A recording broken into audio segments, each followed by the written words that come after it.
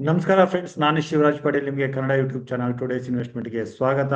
So ಈ ವಿಡಿಯೋದಲ್ಲಿ ನಾವು ನೆಕ್ಸ್ಟ್ ವೀಕ್ 30th ಜೂನ್ ಸೋಮವಾರ ಹಾಗೂ 30th June to 4th July ಮುಂದಿನ ವಾರದ ಟ್ರೇಡಿಂಗ್ ಅನಾಲಿಸಿಸ್ ಮಾಡೋಣ. ಅದಕ್ಕಿಂತ ಮುಂಚೆ ನಾನು ನಿಮ್ಗೆಲ್ಲರಿಗೂ ಮತ್ತೊಂದು ಬಾರಿ ಧನ್ಯವಾದಗಳನ್ನು ಹೇಳಕ್ಕೆ ಇಷ್ಟಪಡ್ತೀನಿ. ಕಾರಣ ಅಂತಂದ್ರೆ ನಾನು ಅಗೇನ್ ನಮ್ಮ ಪ್ರೀವಿಯಸ್ ವಿಡಿಯೋದಲ್ಲಿ ರಿಕ್ವೆಸ್ಟ್ ಮಾಡ್ದಂಗೆ ನೀವು ನಮ್ಮ ವಿಡಿಯೋಗಳಿಗೆ ಲೈಕ್ ಮಾಡಿದ್ದೀರಾ. ಸೊ ಪ್ರೀವಿಯಸ್ ವಿಡಿಯೋ ಲೈಕ್ 26ರವರೆಗೆ ಬಂದಿದೆ. ಸೊ ನಾನು ಅಟ್ಲೀಸ್ಟ್ 20ರವರೆಗೆ ಎಕ್ಸ್ಪೆಕ್ಟ್ ಮಾಡ್ತಾ ಇದ್ದೆ. ಇದು ಒಳ್ಳೆ ರೆಸ್ಪಾನ್ಸ್ ಅಂತಾನೆ ಹೇಳ್ಬೋದು. ಸೊ ಇದೇ ರೀತಿ ನೀವು ನಮಗೆ ಸಪೋರ್ಟ್ ಮಾಡ್ತಾ ಇದ್ರೆ ನಮಗೂ ರೆಗ್ಯುಲರ್ ಆಗಿ ವಿಡಿಯೋಗಳು ಮಾಡೋಕ್ಕೆ ತುಂಬಾ ಪ್ರೋತ್ಸಾಹ ಸಿಗುತ್ತೆ. ಇನ್ನು ನಾವು ಪ್ರೀವಿಯಸ್ ವೀಕ್ ನಿಫ್ಟಿ ಕವರ್ಡ್ ಕಾಲ್ ಸ್ಟ್ರಾಟಜಿ ಬಗ್ಗೆ ವಿಡಿಯೋ ತಗೊಂಡು ಬಂದಿದ್ದೆ. ಸೊ ಇದರಲ್ಲಿ ನಾವು ನಿಫ್ಟಿನಲ್ಲಿ ಫ್ಯೂಚರ್ನ ಬೈ ಮಾಡಿ ನಿಫ್ಟಿ ಕಾಲ್ನ ಸೆಲ್ ಮಾಡೋದ್ರಿಂದ ಹೇಗೆ ನಾವು ರೆಗ್ಯುಲರ್ ಆಗಿ ಇನ್ಕಮ್ ಮಾಡ್ಬೋದು ಅಂತ ವಿಡಿಯೋ ತಗೊಂಡು ಬಂದಿದ್ದೆ. ಅದರ ಪರ್ಫಾರ್ಮೆನ್ಸು ಕಳೆದ ವಾರದಲ್ಲಿ ಇಲ್ಲಿ ನೀವು ನೋಡ್ಬೋದು 7% ರಿಟರ್ನ್ ಬಂದಿದೆ. ಸೊ ನಾವು ಪ್ರೀವಿಯಸ್ ವಿಡಿಯೋದಲ್ಲಿ ಹೇಳಬೇಕಾದ್ರೆ ಇದಕ್ಕೆ ಇನ್ವೆಸ್ಟ್ಮೆಂಟ್ ವ್ಯಾಲ್ಯೂ 2,48,000 ಅಂತ ಹೇಳಿದ್ದೆ. ಅದು ಈಗ ಮಾಡೋಕೆ ಹೋದ್ರೆ 2,55,000 ಬೇಕಾಗುತ್ತೆ. ಸೊ ಈ ರೀತಿ ಸ್ಟ್ರಾಟಜಿ ಮಾಡೋದ್ರಿಂದ ರೆಗ್ಯುಲರ್ ಆಗಿ ಇನ್ಕಮ್ ಮಾಡ್ಬೋದು. ಇಲ್ಲಿ ನೀವು ನೋಡಿ ಅರೌಂಡ್ 7% ವರೆಗೆ ರಿಟರ್ನ್ ಬಂದಿದೆ. ಸೊ ಇಲ್ಲಿ ನಾವು ಏನು ಫ್ಯೂಚರ್ನ ಬೈ ಮಾಡಿದ್ವಿ ಅದರಲ್ಲಿ 41,000 ಪ್ರಾಫಿಟ್ ಬರ್ತಾ ಇದ್ರೆ, ನಾವು ಕಾಲ್ನ ಸೆಲ್ ಮಾಡಿದ್ವಿ ಅಲ್ಲಿ 23,000 ಲಾಸ್ ಆಗ್ತಾ ಇದೆ. ಸೊ ಪ್ರಾಫಿಟ್ ಅಲ್ಲಿ ಲಾಸ್ನ ಮೈನಸ್ ಮಾಡಿದ್ರೆ ಇಲ್ಲಿ 17,000 ನಿಯರ್ 2,50,000ಗೆ 7% ವರೆಗೆ ರಿಟರ್ನ್ ಬರ್ತಾ ಇದೆ. ಸೊ ನಾವು ಆದಷ್ಟು ಸೈಡ್ವೇಸ್ ಮಾರ್ಕೆಟ್ ಅಥವಾ ಬುಲ್ಲಿಶ್ ಮಾರ್ಕೆಟ್ ಅಲ್ಲಿ ಈ ರೀತಿಯ ಫ್ಯೂಚರ್ ಕಾಲ್ ಕವರ್ ಸ್ಟ್ರಾಟಜಿನ ಯೂಸ್ ಮಾಡೋದ್ರಿಂದ ರೆಗ್ಯುಲರ್ ಇನ್ಕಮ್ ಮಾಡ್ಬೋದು. ಸೊ ಇದರಲ್ಲಿ ನಾನು ಜಸ್ಟ್ 1 ವೀಕ್ ರಿಟರ್ನ್ ಇಲ್ಲಿ ತೋರಿಸ್ತಾ ಇದ್ದೀನಿ. ಇದನ್ನೇ ನಾವು ಅನದರ್ 15-20 ಡೇಸ್ ಹೋಲ್ಡ್ ಮಾಡಿದ್ರೆ ಇಲ್ಲಿ 29,000 ವರೆಗೆ ಅಂದ್ರೆ ಮೋರ್ ದೆನ್ 10% 1 ಮಂತ್ ಅಲ್ಲಿ ರಿಟರ್ನ್ ಮಾಡ್ಬೋದು. ಆದ್ರೆ ಇದು ಓನ್ಲಿ ಸೈಡ್ ವೇಸ್ ಅಥವಾ ಬುಲ್ಲಿಶ್ ಮಾರ್ಕೆಟ್ ಅಲ್ಲಿ ಮಾತ್ರನೇ ವರ್ಕೌಟ್ ಆಗುತ್ತೆ, ಅದು ನಿಮಗೆ ಗೊತ್ತಿರ್ಬೋದು. ಸೊ ಈಗ ನಾವು ಇಲ್ಲಿಂದ ನಮ್ಮ ಸ್ಟ್ರಾಟಜಿ ಬಗ್ಗೆ ಡಿಸ್ಕಸ್ ಮಾಡೋಕೆ ಶುರು ಮಾಡೋಣ. ಸೊ ಶುಕ್ರವಾರ ದಿನ ಅಗೇನು ಮಾರ್ಕೆಟ್ ಪಾಸಿಟಿವ್ ಅಲ್ಲೇ ಇತ್ತು. ನಿಫ್ಟಿ 25,637 ಹತ್ರ, ಅದು ಡೇ ಹೈ, ವೀಕ್ಲಿ ಹೈ ಹಾಗೂ ಮಂತ್ಲಿ ಹೈ ಅಲ್ಲಿ ಬಂದು ಈಗ ಕ್ಲೋಸಿಂಗ್ ನ ಕಂಡಿದೆ. ಸೊ ನಿಫ್ಟಿ ಜೊತೆಗೆ ಬ್ಯಾಂಕ್ ನಿಫ್ಟಿ ಕೂಡ ನಾವು ಪ್ರೀವಿಯಸ್ ವಿಡಿಯೋದಲ್ಲಿ ಡಿಸ್ಕಸ್ ಮಾಡಬೇಕಾದ್ರೆ ಬ್ಯಾಂಕ್ ನಿಫ್ಟಿ 57,400 ಟಾರ್ಗೆಟ್ ಪೆಂಡಿಂಗ್ ಇದೆ. ಅದನ್ನ ಶುಕ್ರವಾರ ದಿನ ಅಚೀವ್ ಮಾಡೋ ಚಾನ್ಸಸ್ ಜಾಸ್ತಿ ಇದೆ ಅಂತ ಹೇಳಿದ್ವಿ. ಸೊ ಅದನ್ನ ಬ್ಯಾಂಕ್ ನಿಫ್ಟಿ ಕೂಡ ಅಚೀವ್ ಮಾಡಿ 57,400 ಮೇಲೆ ಕ್ಲೋಸಿಂಗ್ ನ ಕಂಡಿದೆ. ಇನ್ನು ಸೆಲೆಕ್ಟ್ ಮಿಡ್ ಕ್ಯಾಪ್ ನಿಫ್ಟಿನಲ್ಲಿ ಕೂಡ ನಾನು ಹೇಳ್ಬೇಕಾದ್ರೆ ಸೆಲೆಕ್ಟ್ ಮಿಡ್ ಕ್ಯಾಪ್ ನಿಫ್ಟಿನಲ್ಲಿ ಇದರಲ್ಲೂ ಕೂಡ ಮೂಮೆಂಟಮ್ ಪೆಂಡಿಂಗ್ ಇದೆ. ಇದು ತನ್ನ ಮೂಮೆಂಟಮ್ ನ ಕಂಟಿನ್ಯೂ ಮಾಡಿ 13,500 ವರೆಗೆ ಬರ್ಬೋದು ಅಂತ ಕೂಡ ಡಿಸ್ಕಸ್ ಮಾಡಿದ್ವಿ. ಆ ಮೂಮೆಂಟಮ್ ಫಸ್ಟ್ 1 ಅವರ್ ಅಲ್ಲಿ ಸೆಲೆಕ್ಟ್ ಮಿಡ್ ಕ್ಯಾಪ್ ನಿಫ್ಟಿನಲ್ಲಿ ಕೂಡ ಬಂತು. ಅಲ್ಲಿಂದ ಮಿಡ್ ಕ್ಯಾಪ್ ಸ್ಮಾಲ್ ಕ್ಯಾಪ್ ಅಲ್ಲಿ ಪ್ರಾಫಿಟ್ ಬುಕಿಂಗ್ ಆದ್ರೆ ನಿಫ್ಟಿ ಕನ್ಸಾಲಿಡೇಷನ್ ಹಾಗೂ ಬ್ಯಾಂಕ್ ನಿಫ್ಟಿ ಮಾತ್ರ ಹೈಯಲ್ಲೇ ಟ್ರೇಡ್ ಆಗಿ ಈಗ ಕ್ಲೋಸಿಂಗ್ ನ ಕೊಟ್ಟಿದೆ. ಸೊ ಈಗ ನಾವು ಮೇನ್ ಆಗಿ ನಿಫ್ಟಿ ಬಗ್ಗೆ ಡಿಸ್ಕಸ್ ಮಾಡಬೇಕು ಅಂತಂದ್ರೆ ನಿಫ್ಟಿ ಈ ಚಾರ್ಟ್ ನಾನು 1 ಡೇ ಕ್ಯಾಂಡಲ್ ಅಲ್ಲಿ ಹೋಗ್ತೀನಿ. ಸೊ ಈಗ ನಾವು Nifty 1 day candle stick chart ಅಲ್ಲಿ ಇದೀವಿ. So Nifty life time high ಬಂದು 26,277 ಇದೆ. ಈಗ ನಿಫ್ಟಿ ಕ್ಲೋಸಿಂಗ್ 25,637 ಇದೆ. ಸೊ ಇಲ್ಲಿ ಅನದರ್ 600 ಪಾಯಿಂಟ್ಸ್ ಮಾತ್ರ ಇಲ್ಲಿ ಪೆಂಡಿಂಗ್ ಇದೆ. ಸೊ ನಾವು ಪ್ರೀವಿಯಸ್ ವಿಡಿಯೋದಲ್ಲಿ ಡಿಸ್ಕಸ್ ಮಾಡ್ಬೇಕಾದ್ರೆ ನಿಫ್ಟಿ ಇಲ್ಲಿ ಬ್ರೇಕ್ಔಟ್ ಆಗಿತ್ತು. ಸೊ ಈ ಬ್ರೇಕ್ಔಟ್ ಆಗಿರೋದು ಈ ಕನ್ಸಾಲಿಡೇಷನ್ ಅಂತ. ಸೊ ಈ ಕನ್ಸಾಲಿಡೇಷನ್ ಆಗಿರೋದು ಟೋಟಲ್ ಆಗಿ 24,500 ಇಂದ ಮೇಲೆ 25,200. ಸೊ ಇಲ್ಲಿ 700 ಪಾಯಿಂಟ್ ರೇಂಜ್ ಅಲ್ಲಿ ಕನ್ಸಾಲಿಡೇಷನ್ ಆಗಿ ಬ್ರೇಕ್ಔಟ್ ಕೊಟ್ಟಿತ್ತು. ಸೊ ಈ ಕನ್ಸಾಲಿಡೇಷನ್ ನಂತರ ಬ್ರೇಕ್ಔಟ್ ಕೊಟ್ಟಿದೆ. ಸೊ 25,200 ಮೇಲೆ ಈ ಮೂಮೆಂಟಮ್ 700 ಪಾಯಿಂಟ್ಸ್. ಸೊ ಇಲ್ಲಿ ಕನ್ಸಾಲಿಡೇಷನ್ 700 ಪಾಯಿಂಟ್ಸ್ ಆಗಿದ್ದಕ್ಕಾಗಿ ನಾನು ಅಗೇನ್ ಇಲ್ಲಿ 700 ಪಾಯಿಂಟ್ಸ್ ಮೂಮೆಂಟಮ್ ನ ಎಕ್ಸ್ಪೆಕ್ಟ್ ಮಾಡ್ತಾ ಇದ್ದೀನಿ. ಅನದರ್ 700 ಪಾಯಿಂಟ್ ಮೂಮೆಂಟಮ್ ಅಂತಂದ್ರೆ ನಿಫ್ಟಿ 25,900 ವರೆಗೆ ಈ ಮೂಮೆಂಟಮ್ ನ ಕಂಟಿನ್ಯೂ ಮಾಡಿ ಅಚೀವ್ ಮಾಡೋ ಚಾನ್ಸಸ್ ಇರುತ್ತೆ. ಹಾಗೂ ಇಲ್ಲಿ ನೀವು ನೋಡಿದ್ರೆ ಇಲ್ಲಿ 10 ಡೇ ಮೂವಿಂಗ್ ಆವರೇಜ್, ಇಲ್ಲಿ ಬ್ಲೂ ಲೈನ್ ಏನಿದೆ ಇದು 10 ಡೇ ಮೂವಿಂಗ್ ಆವರೇಜ್. ಇದು ಪ್ರೀವಿಯಸ್ಲಿ ಹೈಯಲ್ಲಿ ರಿಜೆಕ್ಟ್ ಕಂಡಿರೋದು ಇದು 25,800. ಸೊ ನಾನು ಹೇಳೋ ಪಾಯಿಂಟ್ಸ್ ನ ಒಂದೊಂದಾಗಿ ನೋಡಿ ಅರ್ಥ ಮಾಡ್ಕೊಳ್ಳಿ, ನಾವು ಯಾವ ರೀತಿ ಅನಲೈಸಿಸ್ ಮಾಡ್ತಿದೀವಿ ಅಂತ. ಸೊ ನೀವು ಕೂಡ ನಿಮ್ ಕಡೆಯಿಂದ ಅದೇ ರೀತಿ ಅನಲೈಸಿಸ್ ಮಾಡ್ತಾ ಇದ್ರೆ ನಿಮ್ಮ ಆಕ್ಯುರಸಿ ಕೂಡ ಹೆಚ್ಚಾಗುತ್ತೆ. ಓಕೆ.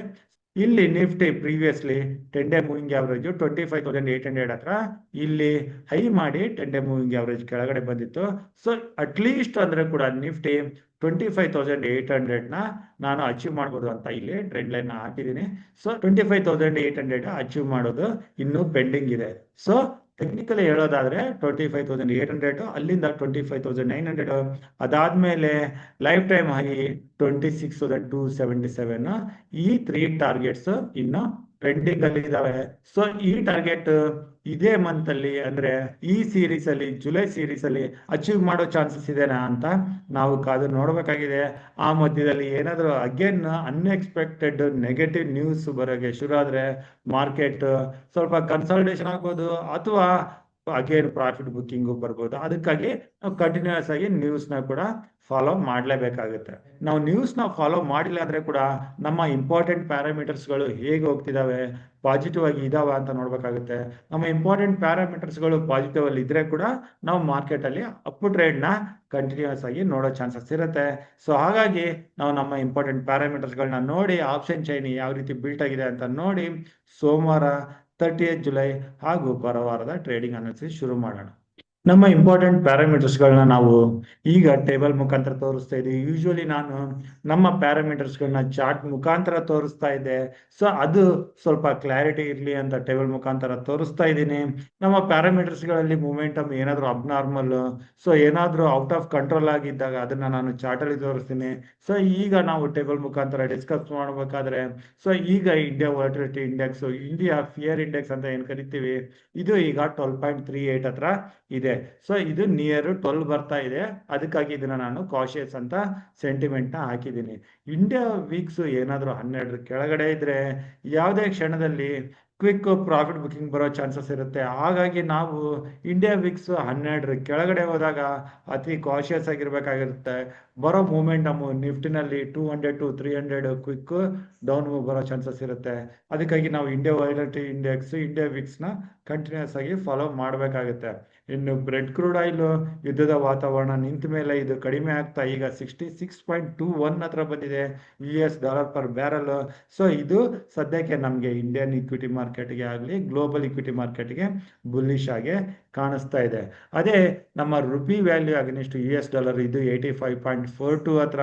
ಸೊ ಕಳೆದ ವಾರಗಳಲ್ಲಿ 86, 87 ಕಡೆ ಕೂಡ ಹೋಗಿತ್ತು. ಅದು ಅಗೇನ್ ಅಲ್ಲಿಂದ ಕೂಲ್ ಡೌನ್ ಆಗ್ತಾ 85 ಬಂದಿದೆ. ಸೊ ಇದು ಕೂಡ ಇಂಡಿಯನ್ ಇಕ್ವಿಟಿ ಮಾರ್ಕೆಟ್ಗೆ ಪಾಸಿಟಿವ್ ಆಗಿದೆ. ಇನ್ನು US ನ ಡಾಲರ್ ಇಂಡೆಕ್ಸ್ ಇದು 98 ಕೆಳಗಡೆನೆ ಸಸ್ಟೈನ್ ಆಗಿ 97.25 ಹತ್ರ, ಇದು ಗ್ಲೋಬಲ್ ಇಕ್ವಿಟಿ ಮಾರ್ಕೆಟ್ಗೆ ಪಾಸಿಟಿವ್ ಆಗಿ ಕಾಣಿಸ್ತಾ ಇದೆ. ಇನ್ನು US 10-year ಬಾಂಡ್ yield ಕೂಡ ಇದು 4.27 ಹತ್ರ ಇದೆ. ಸೊ ಇಲ್ಲಿಂದ ಯಾವುದೇ ನೆಗೆಟಿವ್ ಇಲ್ಲ.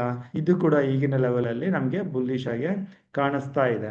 ಇಲ್ಲಿಂದ ಈಗ ನಾವು FI ಸೆಂಟಿಮೆಂಟ್ ಇಂಡಿಯನ್ ಮಾರ್ಕೆಟ್ ಅಲ್ಲಿ ಯಾವ ರೀತಿ ಇದೆ ಅಂತ ನೋಡೋಣ. ಸೊ ಫ್ರೆಂಡ್ಸ್, ಈಗ ನಾವು FIs ಡೇಟಾ ಕಡೆ ಬಂದ್ರೆ FIs ಜೂನ್ ಮಂತ್ ಅಲ್ಲಿ ಸಮ್ ಡೇಸ್ ಇನಿಷಿಯಲಿ ಸೆಲ್ಲಿಂಗ್ ಅಲ್ಲಿ ಇದ್ರು. ಅಗೇನ್ ಇಲ್ಲಿ 3 days ಬೈಯಿಂಗ್ ಮೂಡ್ ನ ತೋರಿಸಿದ್ರು. ಅಗೇನ್ ಮಧ್ಯದಲ್ಲಿ 4 days selling, 4 days buying, again 3 days selling. ಈಗ ಕಳೆದ 2 ದಿನ ಇಲ್ಲಿ ಬೈಯಿಂಗ್ ನ ತೋರಿಸ್ತಾ ಇದ್ದಾರೆ. ಸೊ ಇಲ್ಲಿ FIs ಡೇಟಾ ಇನ್ನು ನಮಗೆ ನ್ಯೂಟ್ರಲ್ ಆಗೇ ಇದೆ. ಸಮ್ ಡೇಸ್ ಬೈಯಿಂಗ್ ಮಾಡ್ತಾ ಇದ್ದಾರೆ, ಸಮ್ ಡೇಸ್ ಸೆಲ್ಲಿಂಗ್ ಮಾಡ್ತಾ ಇದ್ದಾರೆ.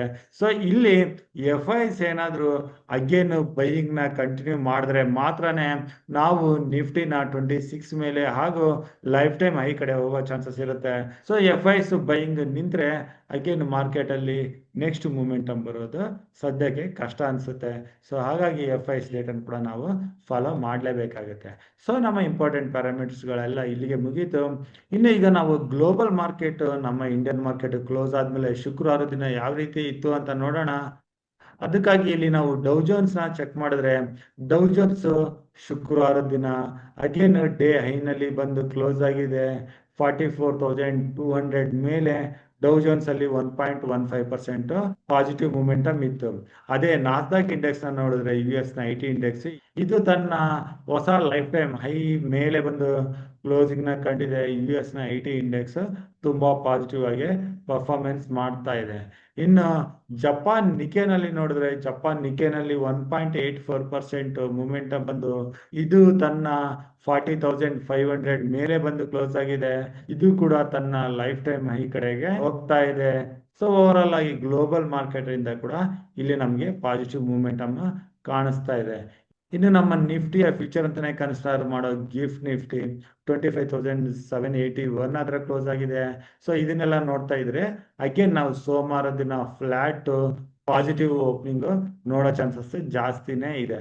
ಇಲ್ಲಿಂದ ಈಗ ನಾವು ಆಪ್ಷನ್ ಚೈನ್ ನ ಕೂಡ ಕ್ವಿಕ್ ಆಗಿ ನೋಡ್ಬೇಕು ಅಂತಂದ್ರೆ, ಈಗ ಆಪ್ಷನ್ ಚೈನ್ ಪ್ರಕಾರ ಇಮ್ಮಿಡಿಯೇಟ್ ಸ್ಮಾಲ್ ಸಪೋರ್ಟ್ 25,600, ಅಲ್ಲಿಂದ ಮೇಜರ್ ಸಪೋರ್ಟ್ 25,500 ಕಾಣಿಸ್ತಾ ಇದೆ. ಇದನ್ನ ನಾವು ನೋಟ್ ಮಾಡ್ಕೋಬೇಕಾಗುತ್ತೆ.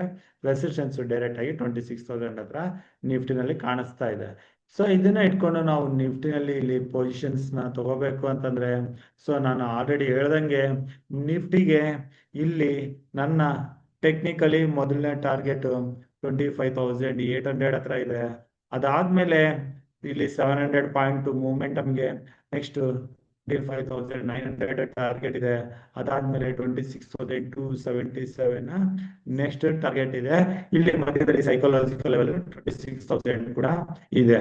ಸೊ ಸದ್ಯಕ್ಕೆ ನಾವು ನಿಫ್ಟಿ ಈಗ 25,637 ಹತ್ರ ಏನು ಕ್ಲೋಸ್ ಆಗಿದೆ. ಸೊ ನಿಫ್ಟಿ ಅಗೇನ್ ಏನಾದರೂ ಶಾರ್ಪ್ ಡಿಪ್ ಅಂತ ಬಂದ್ರೆ ನಿಯರ್ 25,500 ಹತ್ರ ಆಪ್ಷನ್ ಚೈನ್ ಪ್ರಕಾರ ಸಪೋರ್ಟ್ ಇದೆ. ಇಲ್ಲಿ ಸಪೋರ್ಟ್ ತಗೊಂಡು ನಿಫ್ಟಿ ರಿವರ್ಸ್ ಕಾಣೋ ಚಾನ್ಸಸ್ ಇರುತ್ತೆ. ಇದ್ರ ಹತ್ರ ಬಂದ್ರೆ ನಾವು ನಿಫ್ಟಿನ ಕೆಳಗಡೆ 25,400 ಹತ್ರ ಸ್ಟಾಪ್ ಲಾಸ್ ನ ಪ್ಲಾನ್ ಮಾಡಿ ಇಲ್ಲಿ ಲಾಂಗ್ ಪೊಸಿಷನ್ ತೊಗೊಳಕ್ಕೆ ನೋಡ್ಬೋದು. ಅದೇ ನಿಫ್ಟಿ ಫ್ಲಾಟ್ ಆಗಿ ಓಪನ್ ಆದ್ರೆ ಇಲ್ಲಿ ಕಡಿಮೆ ಕ್ವಾಂಟಿಟಿನಲ್ಲಿ ನಮ್ಮ ಪೊಸಿಷನ್ಸ್ ನ ತಗೊಂಡು ಯಾವುದೇ ಡಿಪ್ ಅಲ್ಲಿ ಕ್ವಾಂಟಿಟೀಸ್ ನ ಆಡ್ ಮಾಡ್ಕೋಬಹುದು. ಇಲ್ಲಿಂದ ಬರೋ ಮೂಮೆಂಟಮ್ 25,800 ಹಾಗೂ 25,900 ನ ಅಚೀವ್ ಮಾಡೋ ಚಾನ್ಸಸ್ ಜಾಸ್ತಿ ಇದೆ. FIs ಬೈಯಿಂಗ್ ಇಂಟ್ರೆಸ್ಟ್ ನ ತೋರ್ಸಕ್ಕೆ ಶುರು ಮಾಡಿದ್ರೆ ಮೇನ್ ಆಗಿ ರಿಲಯನ್ಸ್ ಅಲ್ಲಿ, HDFC ಬ್ಯಾಂಕ್ ಅಲ್ಲಿ, ICICI ಬ್ಯಾಂಕ್ ಹಾಗೂ IT ಇಂಡೆಕ್ಸ್ ಇವೆಲ್ಲ ಪಾಸಿಟಿವ್ ಅಲ್ಲಿ ಟ್ರೇಡ್ ಮಾಡ್ತಾ ಇದ್ರೆ ಈ ಲೆವೆಲ್ಗಳನ್ನ ಮಂಗಳವಾರ ದಿನ 26,000 ಅಚೀವ್ ಮಾಡೋ ಚಾನ್ಸಸ್ ಹೆಚ್ಚಾಗಿ ಇದೆ. ಇನ್ನು ನಿಫ್ಟಿ ಯಾವುದೇ ಕಾರಣದಿಂದ ಸೋಮವಾರ ಅಥವಾ ಬರೋ ದಿನಗಳಲ್ಲಿ ಯಾವುದೇ ದಿನ 25,400 ಕೆಳಗಡೆ ಕ್ಲೋಸಿಂಗ್ ಬಂದ್ರೆ ಮಾತ್ರನೇ ಈ ಬುಲ್ಲಿಶ್ ಮೂಮೆಂಟಮ್ ಸದ್ಯಕ್ಕೆ ಸ್ಟಾಪ್ ಆಗುತ್ತೆ. ಸೊ ಹಾಗಾಗಿ 25,400 ನಮ್ಗೆ ಇಂಪಾರ್ಟೆಂಟ್ ಲೆವೆಲ್ ಆಗಿರುತ್ತೆ. ಸೊ ಇದು ನಿಫ್ಟಿ ಆಯ್ತು. ಈಗ ಬ್ಯಾಂಕ್ ನಿಫ್ಟಿಗೆ ಬಂದ್ರೆ, ಬ್ಯಾಂಕ್ ನಿಫ್ಟಿನಲ್ಲಿ ನಮ್ಮ ಟಾರ್ಗೆಟ್ 57,400 ಇಲ್ಲಿ ಅಚೀವ್ ಆಗಿದೆ. ನೆಕ್ಸ್ಟ್ 57,800 ಅನದರ್ ಇಲ್ಲಿ 400 ಪಾಯಿಂಟ್ಸ್ ಮೂವ್ಮೆಂಟ್ ಮಾತ್ರ ನನಗೆ ಇಲ್ಲಿ ಬ್ಯಾಂಕ್ ನಿಫ್ಟಿನಲ್ಲಿ ಕಾಣಿಸ್ತಾ ಇದೆ. ಸೊ ಬ್ಯಾಂಕ್ ನಿಫ್ಟಿನಲ್ಲಿ ನಾನು ಏನಾದರೂ ಲಾಂಗ್ ಪೊಸಿಷನ್ ತಗೋಬೇಕು ಅಂತಂದ್ರೆ ಅದು 57,500 ಇಂದ 57,800ಗೆ ಈ 300 ಪಾಯಿಂಟ್ಸ್ಗೆ ಮಾತ್ರನೇ ನೆಕ್ಸ್ಟ್ ಮೂವ್ ಅಲ್ಲಿ ಪೊಸಿಷನ್ ತಗೋತೇನೆ. ಇಲ್ಲಿ ಏನಾದರೂ ಸ್ವಲ್ಪ ಡಿಪ್ ಬರೋಕೆ ಶುರು ಮಾಡಿದ್ರೆ ನಾವು ಇಲ್ಲಿ ಯಾವುದೇ ಪೊಸಿಷನ್ಸ್ ನ ತಗೊಳ್ಳಲ್ಲ. ಓನ್ಲಿ 57,500 ಮೇಲೆ 300 ಪಾಯಿಂಟ್ಸ್ಗೆ ಟಾರ್ಗೆಟ್ ಇಟ್ಕೊಂಡು ಪ್ಲಾನ್ ಮಾಡ್ತೀನಿ ಸೋಮವಾರ ದಿನ. ಇನ್ನು ಬ್ಯಾಂಕ್ ನಿಫ್ಟಿ 57,800 ಮೇಲೆ ಕ್ಲೋಸಿಂಗ್ ಬಂತು ಅಂತಂದ್ರೆ ಬರೋ ದಿನಗಳಲ್ಲಿ ಅನದರ್ 2,000 ಪಾಯಿಂಟ್ಸ್ ರ್ಯಾಲಿಗೆ ನಾವು ತಯಾರಾಗಬೇಕಾಗುತ್ತೆ. ಸೊ ಆ ರೀತಿ ಏನಾದ್ರು ಕ್ಲೋಸಿಂಗ್ ಬಂದ್ರೆ ಅಗೇನ್ ನಾವು ಡೇಟಾನ ರೀಡ್ ಮಾಡಿ ಬರೋ ದಿನಗಳಲ್ಲಿ ಪೊಸಿಷನ್ ತೊಗೊಳಕ್ಕೆ ಯೋಚನೆ ಮಾಡೋಣ. ಸೊ ಇದು ಬ್ಯಾಂಕ್ ನಿಫ್ಟಿ ಆಯ್ತು. ಈಗ ಸೆಲೆಕ್ಟ್ ಮಿಡ್ ಕ್ಯಾಪ್ ನಿಫ್ಟಿಗೆ ಬರೋಣ. ಸೊ ಇಲ್ಲಿ ಸೆಲೆಕ್ಟ್ ಮಿಡ್ ಕ್ಯಾಪ್ ನಿಫ್ಟಿ 13,340 ಹತ್ರ ಕ್ಲೋಸಿಂಗ್ ನ ಕಂಡಿದೆ. ಇದರ 10 ಡೇ ಮೂವಿಂಗ್ ಆವರೇಜ್ 13,200 ಹತ್ರ ಬರುತ್ತೆ. ಸೊ ಇಲ್ಲಿ ಏನಾದ್ರು ಇನ್ನಷ್ಟು ಹೆಚ್ಚಿನ ಕರೆಕ್ಷನ್ ಬಂದು 13,200 ಹತ್ರ ಸಪೋರ್ಟ್ ರಿಕವರಿ ಕಾಣ್ತಾ ಇದ್ರೆ ಇಲ್ಲಿ ಸಿ ಪೊಸಿಷನ್ಸ್ ನ ತಗೋಬಹುದು. ಪುಟ್ ಪೊಸಿಷನ್ಸ್ ನ ನಾವು ಸದ್ಯಕ್ಕೆ ನೋಡ್ತಾ ಇಲ್ಲ. ಸಪೋರ್ಟ್ ಅಲ್ಲಿ ಸೆಲೆಕ್ಟ್ ಮಿಡ್ ಕ್ಯಾಪ್ ನಿಫ್ಟಿನಲ್ಲಿ ಲಾಂಗ್ ಪೊಸಿಷನ್ ತಗೊಳಕ್ಕೆ ನೋಡ್ತೀವಿ. ಇನ್ನು ಸ್ಟಾರ್ಟಿಂಗ್ ಆಫ್ ದ ಡೇನೆ ಮೂವ್ಮೆಂಟ್ ಬಂದ್ರೆ ಇಲ್ಲಿ ಕೂಡ ನಾವು ಯಾವುದೇ ಪೊಸಿಷನ್ ತಗೊಳ್ಳಲ್ಲ. ಓನ್ಲಿ ಬೈ ಅಂಡ್ ಡಿಪ್ಸ್ ಆಗಿ ನಾವು ಸೆಲೆಕ್ಟ್ ಮಿಡ್ ಕ್ಯಾಪ್ ನಿಫ್ಟಿನಲ್ಲಿ ಪೊಸಿಷನ್ ತಗೊಳಕ್ಕೆ ನೋಡ್ಬೋದು. ಸೊ ಈ ರೀತಿ ನಾವು ನಿಫ್ಟಿ, ಬ್ಯಾಂಕ್ ನಿಫ್ಟಿ ಹಾಗೂ ಸೆಲೆಕ್ಟ್ ಮಿಡ್ ಕ್ಯಾಪ್ ನಿಫ್ಟಿನಲ್ಲಿ ಸದ್ಯದ ಮೂಮೆಂಟಮ್ ತಕ್ಕಂಗೆ ನಾವು ಸೋಮವಾರ ಹಾಗೂ ಬರೋ ದಿನಗಳಲ್ಲಿ ಪೊಸಿಷನ್ ತೊಗೊಳಕ್ಕೆ ನೋಡೋಣ. ನಾನು ಕೊಟ್ಟಿರೋ ಮಾಹಿತಿನಲ್ಲಿ ನಿಮ್ಗೆ ಇನ್ನೂ ಏನಾದರೂ ಡೌಟ್ಸ್ ಇದ್ರೆ ನೀವು ನನಗೆ ಡೈರೆಕ್ಟ್ ಆಗಿ ಕಾಂಟ್ಯಾಕ್ಟ್ ಮಾಡ್ಬೋದು. ನನ್ನ ನಂಬರ್ 9845852716. ಹಾಗೂ ಮಾರ್ಕೆಟ್ ಅವರ್ಸ್ ಅಲ್ಲಿ ಟ್ರೇಡಿಂಗ್ ಲೆವೆಲ್ಸ್ ಬಗ್ಗೆ ಅಪ್ಡೇಟ್ಗೋಸ್ಕರ ನೀವು ನಮ್ಮ ಟುಡೇಸ್ ಇನ್ವೆಸ್ಟ್ಮೆಂಟ್ ಟೆಲಿಗ್ರಾಮ್ ಗ್ರೂಪಲ್ಲಿ ಜಾಯ್ನ್ ಆಗ್ಬೋದು. ಅದ್ರ ಲಿಂಕ್ ಈ ವಿಡಿಯೋ ಡಿಸ್ಕ್ರಿಪ್ಷನ್ ಅಲ್ಲಿ ನಾನು ಕೊಟ್ಟಿರ್ತೀನಿ. ಈ ವಿಡಿಯೋನ ಇಲ್ಲಿಗೆ ಮುಗಿಸ್ತಾ ಇದ್ದೀನಿ. ನನ್ನ ಮುಂದಿನ ವಿಡಿಯೋ ಬರೋವರೆಗೂ ನಿಮಗೆ ನನ್ನ ಕಡೆಯಿಂದ ಧನ್ಯವಾದಗಳು. Thank you.